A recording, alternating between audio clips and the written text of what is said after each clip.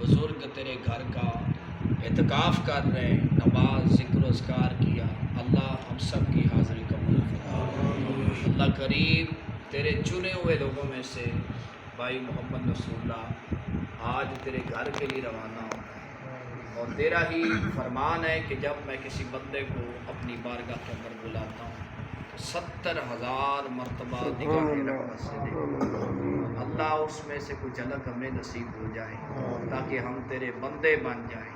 اللہ اپنے بندوں میں ہمیں شامل فرما۔ اے رب کریم و رحمان کہ تیرے پاک گھر کا طواف کریں گے، حجر اسود کے بوس سے، مقام ابراہیم کے وہ نوافل، صفا مروہ کے وہ مناظر، وہاں کے اللہ اکبر کی صدائیں، وہاں کے ذکر و اذکار، تلاوت قرآن پاک، نماز با جماعت، آب زمزم شریف کے وہ نظارے، اللہ کریم ان کا جانا قبول فرما۔ رب کریم ہم اس بندے کے لیے دعا کرتے ہیں، اللہ یہ دعا ہمارے لیے سبب بنا کہ ہمیں بھی حج و عمرہ کی سعادت نصیب فرما۔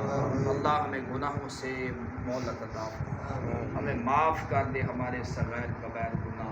اللہ یہ نیک مذہب ہے، ہمیں زنا شراب سے بچا، سود رشوت سے بچا، جھوٹ غیبت چغلی سے بچا۔ اللہ اپنا فضل اور کرم فرما، یہ واسطہ اپنے نیک اور محبوب بندوں کا۔ اللہ ہم سب کی خطاؤں کو معاف فرما، ہماری خطاؤں پہ درگزر فرما۔ ہم تیرے گناہگار بندے ہیں، اللہ تو رحمان ہے۔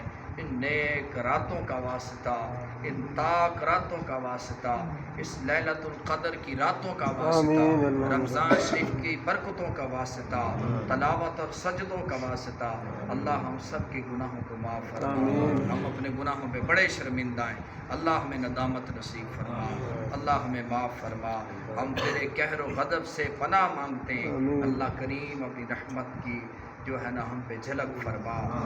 کہتے رہتے ہیں دعا کے واسطے بندے تیرے، کر دے پوری آرزو ہر بے قصور مجبور کی، جب دمے واپسی ہو یا اللہ، نگاہوں کے سامنے ہو جلوہ رسول اللہ اور لب پہ ہو لا الہ الا اللہ۔